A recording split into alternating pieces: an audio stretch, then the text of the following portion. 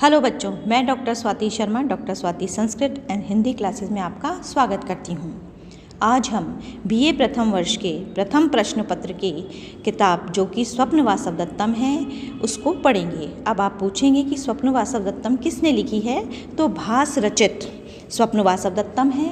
कई बार एग्ज़ाम में प्रश्न भी आ जाता है कि स्वप्न वासव दत्तम के प्रणेता कौन हैं। प्रणेता का मतलब मालूम है आपको? प्रणेता का मतलब होता है जिन्होंने स्वप्न वासव दत्तम को लिखा है, उनकी रचना है। तो भास की रचना कौन सी है? स्वप्न वासव दत्तम। आज हम इसके प्रथम श्लोक को पढ़ना शुरू करते हैं। स्टार्टिंग में आपको मालूम ही है कि जब भी हम कोई अच्छा काम करने जाते हैं, जैसे कि आपके घर में मानिए शादी है, तो मम्मी पापा सबसे पहले किसको निमंत्रण देते हैं? गणेश जी को देते हैं। या हम कोई भी कार्य शुरू करते हैं तो सबसे पहले हम भगवान का स्मरण करते हैं। मतलब क्या होता है इसका कि जो हमारे आराध्य होते हैं हम उनका स्मरण करके ही किसी शुभ काम को शुरू करते हैं। तो इसी प्रकार भास ने अपने ग्रंथ की निर्विघ्न समाप्ति के लिए क्या किया? स्वप्न वासव दत्तम में बलराम की स्तुति की है। आपको ये तो पता ही होगा कि बलराम कौन है। बलराम भगवान कृष्ण के भाई हैं। उनकी स्तुति करते हुए, उनसे प्रार्थना करते हुए कि जो मैं ये ग्रंथ लिखने जा रहा हूँ स्वप्न वासव दत्तम, ये निर्विघ्न रूप से समाप्त हो जाए, उसके लिए उन्होंने क्या लिखा है? मंगलाचरण लिखा है। तो आज हम मंगलाचरण जो कि प्रथम श्लोक है स्वप्न वासव दत्तम का, उसको शुरू करते हैं। तो चलिए बिना समय को बर्बाद किए पढ़ना शुरू कीजिए। उद्यन वेन्दु सवर्ण आसव दत्तः बलौ बलस्य त्वां पद्मावतीर्ण पूर्णो वसंत कर्मौ भुजौ पाताम। अब इस श्लोक में क्या होता है कि अलंकार छंद सब मिले होते हैं, तो सीधा सीधा अर्थ करना कैसा होता है? मुश्किल हो जाता है। इसीलिए हम सबसे पहले इसके शब्दों के अर्थ को समझेंगे, फिर उन अर्थों के हिसाब से हम उनको क्रम में लिखेंगे। उस क्रम को हम क्या कहते हैं? अन्वय। आपको ये भी ध्यान रखना है कि परीक्षा में जब श्लोक आता है तो आपको उसको स्टेप बाय स्टेप लिखना चाहिए ताकि आपको नंबर पूरे मिलें। सबसे पहले आपको अन्वय लिखना चाहिए। कई बच्चे शब्दार्थ लिख देते हैं, लेकिन शब्दार्थ नहीं लिखने चाहिए, बल्कि आपको क्या करना है? अन्वय लिखना है, संदर्भ लिखना है, प्रसंग लिखना है, अर्थ लिख करके व्याख्या लिखनी है, और उसके बाद में विशेष व्याकरण आप कुछ भी या फिर टिप्पणी कोई सा भी आप हेडिंग दे सकते हैं। उससे क्या होता है कि फटाफट एग्जामिनर जब कॉपी चेक करता है तो वो स्टेप बाय स्टेप पढ़ करके फटाफट नंबर दे देते हैं। अदरवाइज़ डायरेक्ट व्याख्या करने में क्या होता है कि बच्चे कई बार अर्थ का अनर्थ कर देते हैं। आपको मैं सारी ही चीज़ें समझाऊंगी। तो चलिए सबसे पहले शब्दार्थ देख लीजिए। शब्दों के अर्थ आएंगे तो आप अन्वय बना ही लेंगे। नांद्यन्ते यानी कि नांदी प्लस अंते, इसका क्या मतलब होता है? मंगलाचरण के अंत में। ततः यानी कि अनंतर, पश्चात। प्रविशति आता है। सूत्रधार, प्रधान नट, नट यानी कथा को बांधने वाला या अभिनय करने वाला। सूत्रधार के लिए भी प्रश्न आ जाता है कि सूत्रधार किसे कहते हैं? तो कथा को बांधने वाले को हम क्या कहते हैं? सूत्रधार कहते हैं। उसके बाद में है उद्यन वेन्दु सवर्णो यानी उदित होते हुए चंद्रमा के समान कांति वाली। आसव दत्तः बलौ, अपनी प्रियतमा को आसव, आसव का मतलब क्या होता है? मदिरा अर्थात शराब, लेकिन साहित्य की भाषा में हम शराब शब्द नहीं लिखेंगे, इसीलिए हमने उसके लिए कौन सा शब्द प्रयुक्त किया है? मदिरा। तो आसव दत्तः बलौ, अपनी प्रियतमा को आसव अर्थात मदिरा प्रदान करने वाली, अथवा मद्यपान से अधिक पुष्ट बनी हुई, बलस्य बलराम की, त्वाम यानी कि आप लोगों की। आप लोग कौन हो गए? दर्शक और पाठक।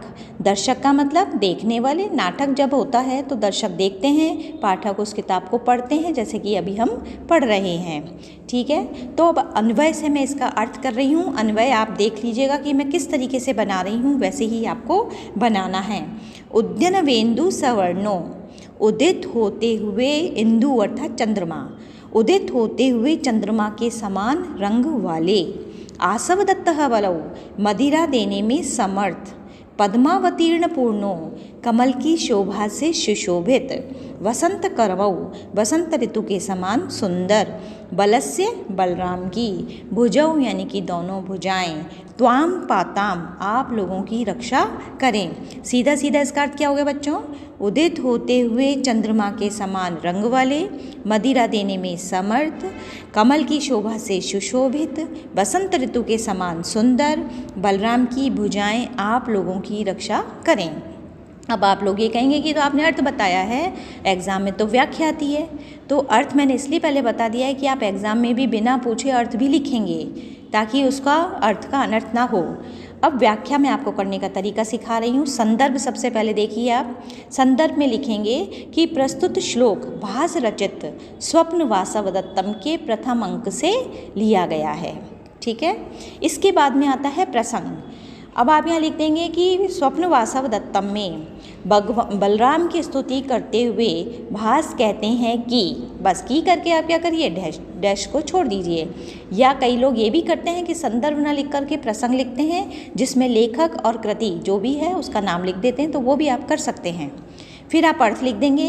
अब व्याख्या में आपको क्या करना होता है, प्रसंग को और अर्थ को मिला करके बनाना होता है।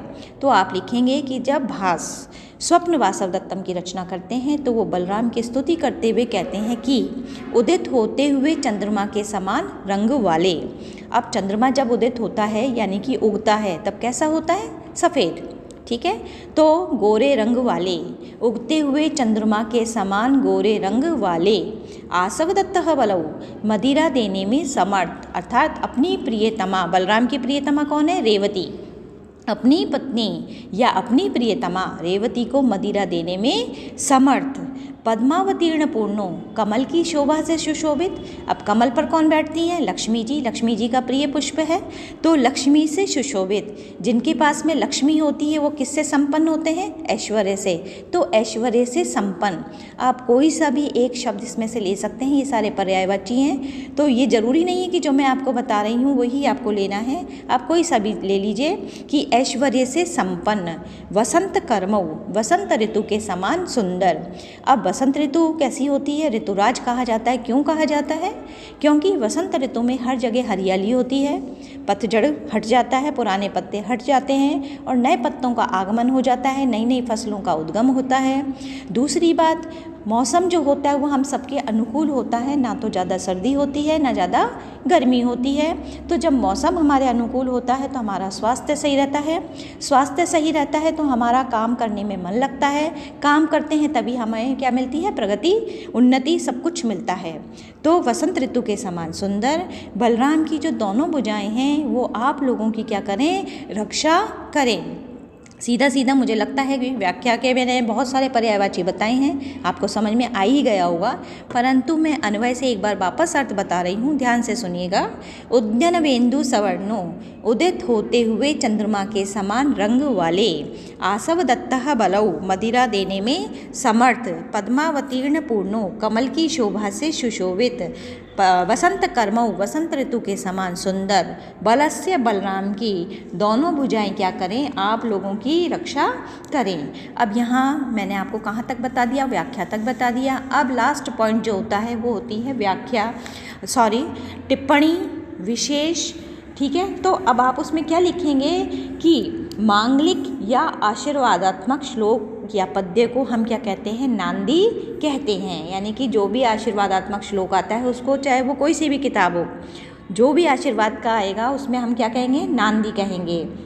और इसके द्वारा क्या होता है, नाटक की निर्विघ्न समाप्ति के लिए किसी भी देवता को या देवरूप राजा को या ब्राह्मण से आशीर्वाद की क्या की जाती है, प्रार्थना की जाती है। दूसरा पॉइंट में आप लिख सकते हैं कि नांदी, आनक या बड़े ढोल को, ढोल क्या, नगाड़ा, उसको भी कहते हैं। नंदी का अर्थ है आनंद, तस्यानंदे इयम नांदी गीत वाद्य वादन क्रिया, अर्थात आनंद के पश्चात नाटक के प्रारंभ की ओर दर्शकों का ध्यान आकृष्ट करने के लिए सूत्रधार की उपस्थिति की सूचना देना भी होता है। अब बच्चों देखो, ये जो हैं भास, उन्होंने क्या किया है, स्तुति की है, किसकी की है, बलराम की है। तो आप ये भी लिख सकते हैं कि प्रस्तुत श्लोक में भास ने किसकी स्तुति की है, बलराम की स्तुति की है कि मेरे इस ग्रंथ को निर्विघ्न रूप से आप समाप्त कीजिएगा। दूसरी बात, उन्होंने क्या कर दिया है, इस आशीर्वादात्मक श्लोक के द्वारा या नांदी के द्वारा या मंगलाचरणात्मक श्लोक के द्वारा किसकी, अपने पात्रों की भी रचना को उन्होंने बता दिया है। कैसे बता दिया है? उद्यनवेन्दु सवर्णो, यानी कि उदित होते हुए चंद्रमा के समान रंग वाले। इसमें कौन से पात्र आ गए उनके? राजा उद्यन, जो कि इसके प्रधान नायक हैं, इस स्वप्न वासवदत्तम के नायक हैं। आसवदत्तः वलौ, यानी कि वासवदत्ता का इन्होंने बता दिया है, जो कि इसमें ज्येष्ठा नायिका है, प्रधान नायिका है। दूसरा उन्होंने बताया है पद्मावतीर्ण पूर्णो, इसमें दूसरी नायिका पद्मावती के विषय में बता दिया है। और बलस्य भुजौ, यानी कि बलराम की दोनों भुजाएं, इसमें इन्होंने किसको बता दिया है? दोनों मंत्रियों को बता दिया है, रुमनवान और योगंध रायण को। और वसंतक का भी इन्होंने इसमें वर्णन कर दिया है। अब मुझे लगता है आपको समझ में आ ही गया होगा, लेकिन अब आपको क्या करना है? सबसे पहले आपको इस चैनल को लाइक करना है, सब्सक्राइब करना है और कमेंट्स तो 100% देने ही हैं।